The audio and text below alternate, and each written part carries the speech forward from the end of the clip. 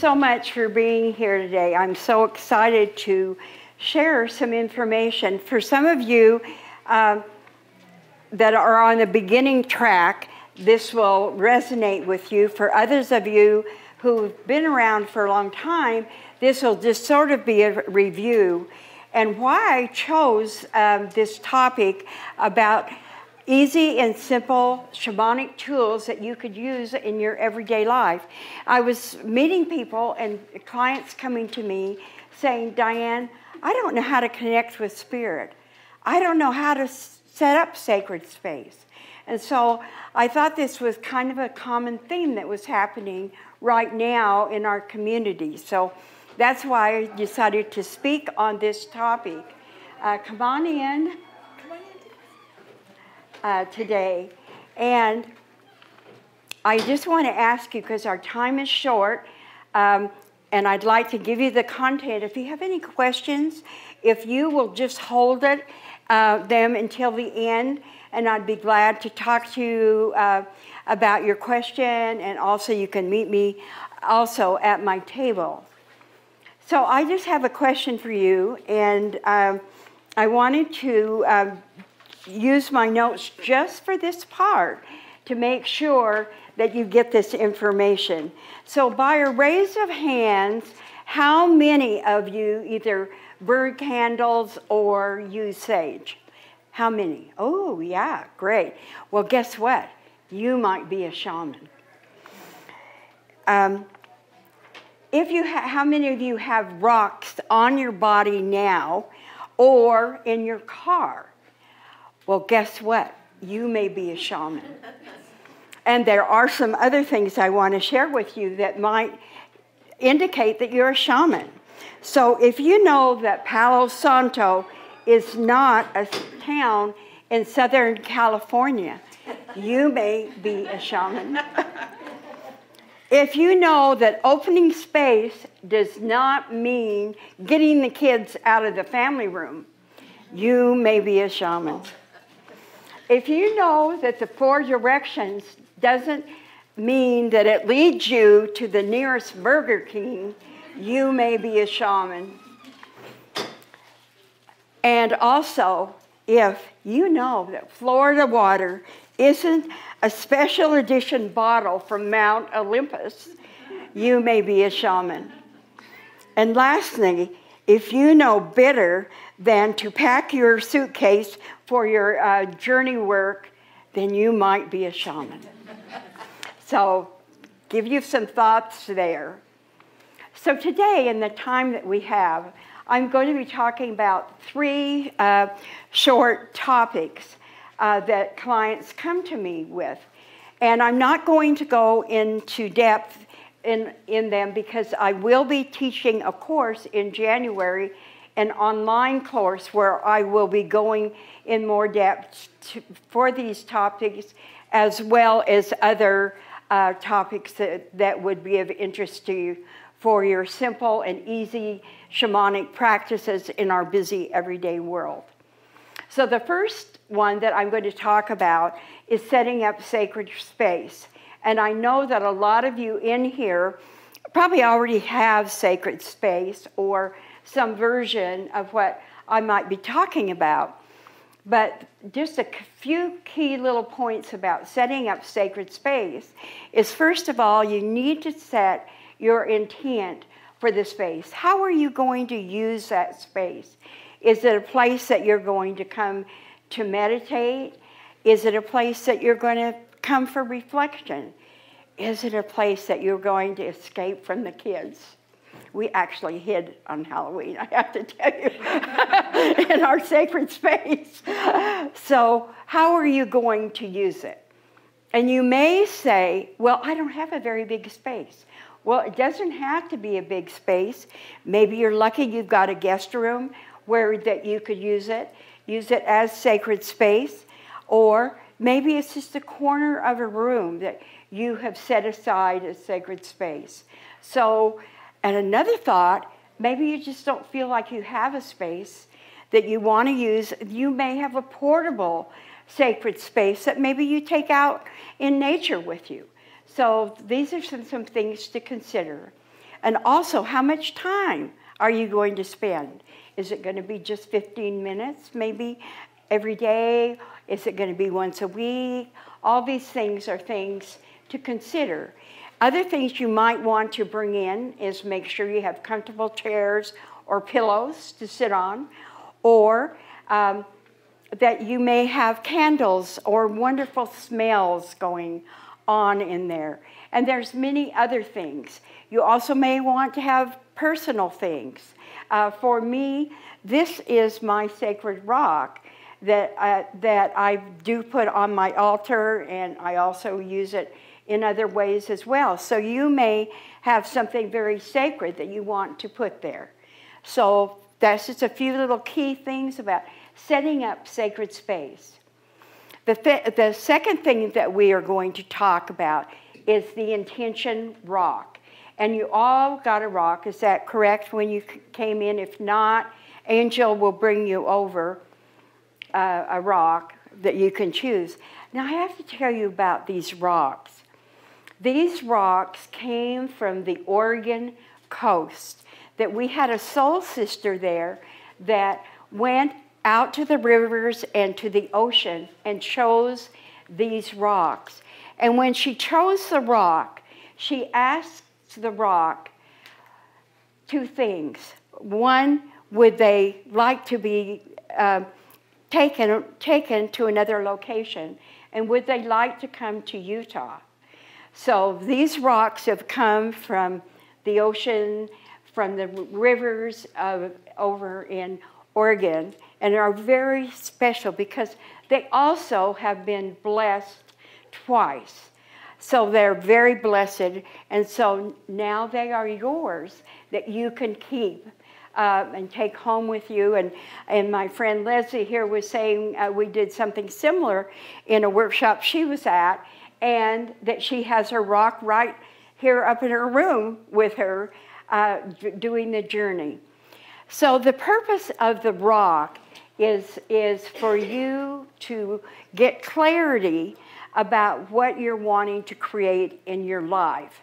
And so what we're going to ask you to do is to blow 3 times into the rock. This is sort of a shaman thing, and we'll do it together in just a minute. We'll do it together, but first of all, I just want you to get your rock, and we'll make sure Annette gets her rock.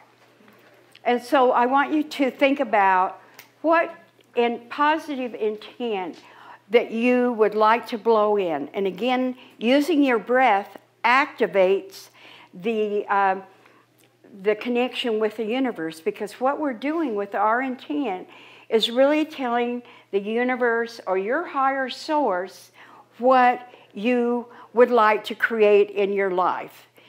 So let's go ahead now, taking your intent into the rock, and we'll blow 3 times into the rock.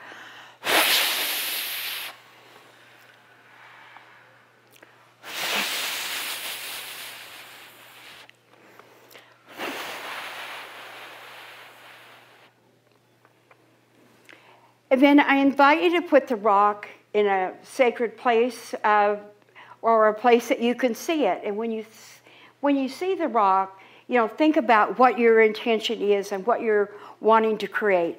And remember, when we're setting intentions, we want to put the intention out to the universe, but not how it's going to come to us, because it usually comes in very unexpected ways that we hadn't thought about before.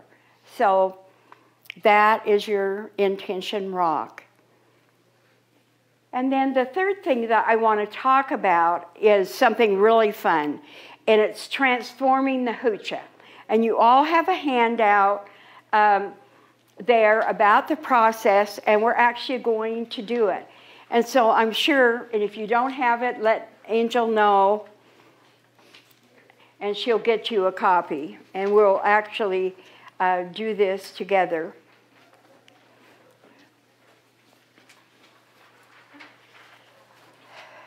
So I'm sure you're saying, what the heck is hoochah? And so hoochah is that heavy, chaotic energy that we all have and we all carry. It's not bad or good, but it just makes us feel off. And if you don't release the hoochah, then you become a carrier. So you're giving it to your family members, you're giving it to people at work, you're giving it to that lady at the cashier at the grocery store. So it's important that we release our hoochah, and it is so easy to do that you will be doing it all the time, because it helps to change our state into changing this energy into actually this heavy energy into love. So I'm going to hand my rock to my soul sister, and I invite you all to stand up so we can do this together.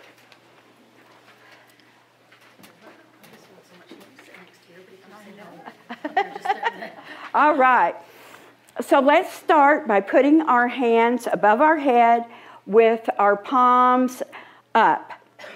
And then I just want you, in whatever way that you do, to connect with your higher source or the universe or God, whatever you call it. And I want you to call in that energy from your higher source, that divine energy, into your right hand. Just call it in and feel it fully coming into your body. And just take a moment to really connect. Now I invite you to put your hands together, palm to palm, and then inviting that energy, that divine energy, to go down to the left side of your body, at your heart. Feel it coming into your heart and transforming that energy into love. And then just let that energy fill the rest of your body all the way down, down, down, down to the earth. And then let's just take that all down to the earth, and we're going to give it, here we're at the floor, but you can touch the floor and give that energy, that hoochah energy, to Mother Earth to be transformed. And up again, and let's just go up, connecting again, and doing a final sweep, bringing that divine love energy down, down, down through our face, through our shoulders, out our arms, and just down the rest of our body. And then giving it to Mother Earth. And as you come up, you can say, hoochah, hoochah, hoochah. Hoochah, hoochah, hoochah. 3 times. So isn't that easy? So you'll be able to take that home and use that on a daily basis. You have the instructions with you. So just as we close, for today, we talked about 3 things. We talked about sacred energy. We talked about your intention rock. And we've also talked about how to release the hoochah as well. But, as a Peruvian shaman, there are other things that I also work with as well that maybe need more one-on-one intimate time with us working together in ceremony. So a couple things that I am doing in my practice is I'm working with 2 different things. One is clearing the ancestral DNA energy that is so heavy on the earth right now. And with this ceremonial process that we use, we go back 7 generations through your family history and find out what your addictions are, what your illnesses are, what your blocks might be, and then do an actual ceremony to release those blocks and change your life, because you're getting rid of it. It also goes 7 generations forward. So if you've got children or are going to have children, or you have grandchildren, it goes forward, and it's all done energetically. So it's through the energy and this special ceremony. And I just learned it this summer I've been doing shamanic work about 30 years and trained with a lot of shamans. And this summer, one of my colleagues brought in some twin shaman sisters from northern Peru that taught us this practice. And so it's really been life-changing for me going through it, as well as sharing it with my clients. And then the other thing that I do for any of you that have businesses, are there any people that have businesses in here? Is I do what is called a business despacho mesa. And it's a process that's done in ceremony. And I begin by interviewing you about your business and what your goals are, and what do you dream of, and where you are now, and what are the blocks. And then at another time, we actually do ceremony, bringing in blessings into your business to create what you want in your business. Then, you're not done with me yet. I do follow up with you, because I invite you to keep a journal of all the things that are happening since we did the process. So those are kind of the two things that I am offering, plus as well as personal work with people if you want to develop your own personal mesa.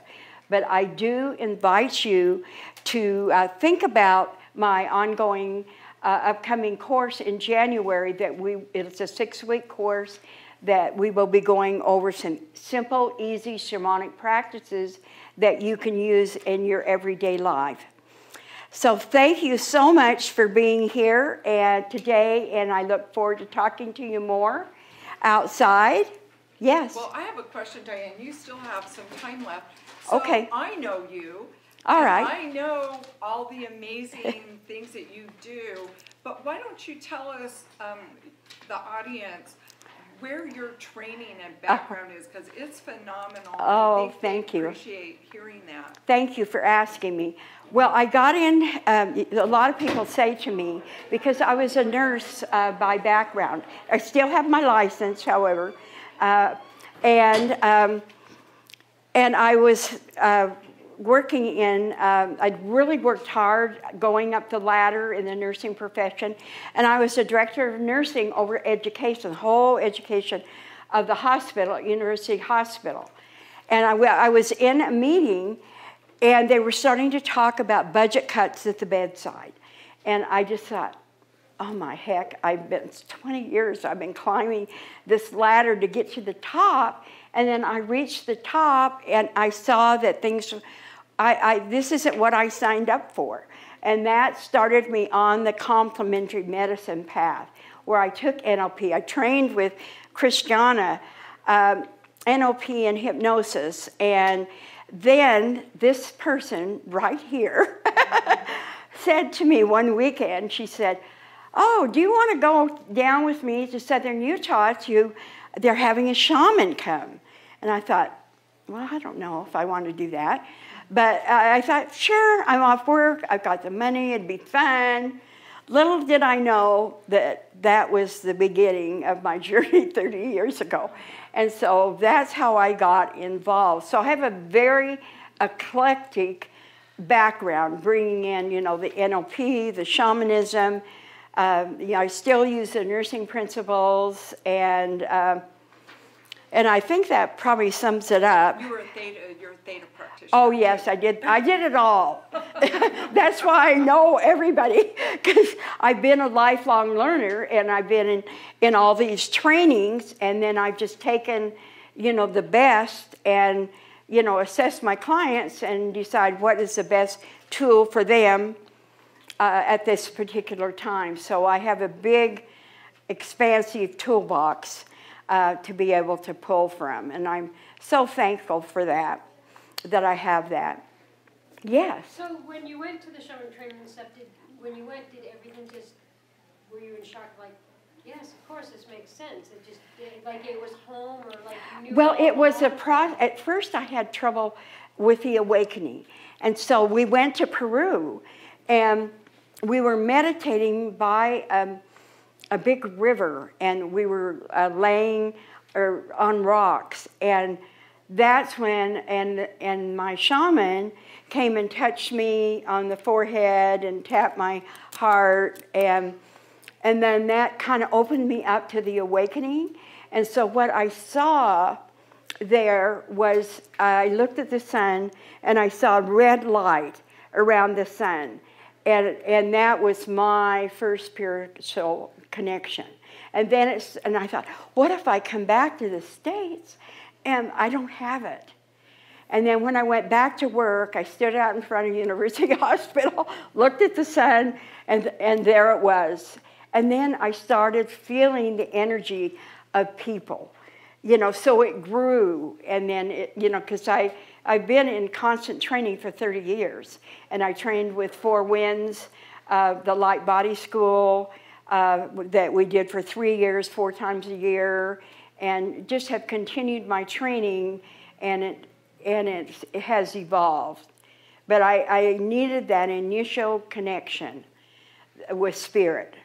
And so now I can teach others to get that connection with spirit, because I know how that it worked for me.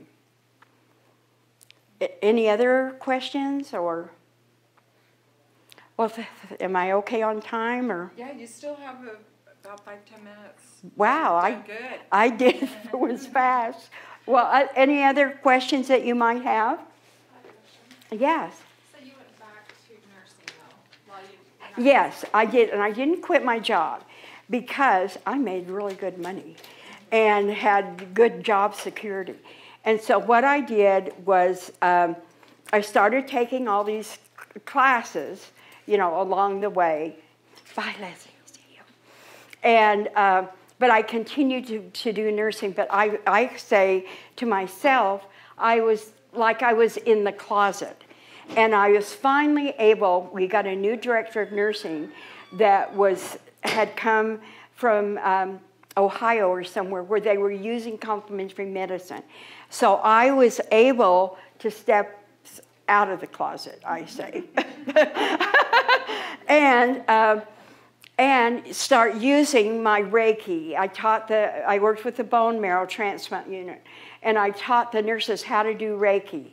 And also we did aromatherapy, and those bone marrow transplant patients had been used to doing complementary medicine outside of the hospital. So they wanted it. So I had an opportunity to really step into my power, you might say, and use it in the hospital setting. And so I continued, working, and for, considerable time after that. And I still have my license. And did that answer your question? Yeah, I just think it would be so nice when we make that shift into traditional, that the medicines combine. Yeah. It's actually happening. Yeah, it is more. And we trained the doctors. We gave the doctors Reiki and had Reiki days for the staff and the social workers. So we had a supportive medical team at that. I was just in the right place at the right time. Finally, I was able to use all my training. Somebody else had a question. Yes. How does it relate? I'm a nurse also. Right. We used to work together. And, I'm a firm believer that, if you got a hot appendix, you need to have your appendix out. But there's so many other things we can do that are different. And I'm a Reiki master. And my first hospice job, I read their pamphlet, and it said that all of their nurses were Reiki trained, and I knew I had the job. And when I interviewed, I said, "Oh, and I'm a Reiki master," and the two people interviewing looked at each other, and I knew I knew that was it. But that's the only job I've ever had that has allowed me the freedom of saying that, and I feel like, for a long time I was in the closet about alternative things, and I think that you can mix, there can be a good mix of, I don't think they contraindicate each other. Do you No, it's just part, I see it as the complementary medicine is just part of the team. And on the bone marrow transplant unit, we were really able to do that. We were part of that team. And even the young doctors now are getting more training and are getting more acceptable. It's And happening in the schools now too. yeah, and they're doing meditation in schools, so it's coming, you know, along. And so that's exciting. I'm so excited to have my own practice, and I can use all those skills with my clients. And I'm so thankful for that. Any other questions, or am I about finished? Got our time. All right. Well, thank you again for coming and, you know, work with your intention rocks. And I'd love to talk to you outside about some of the other processes that we have going. And have a great day. There's a lot of good people here to visit their booths.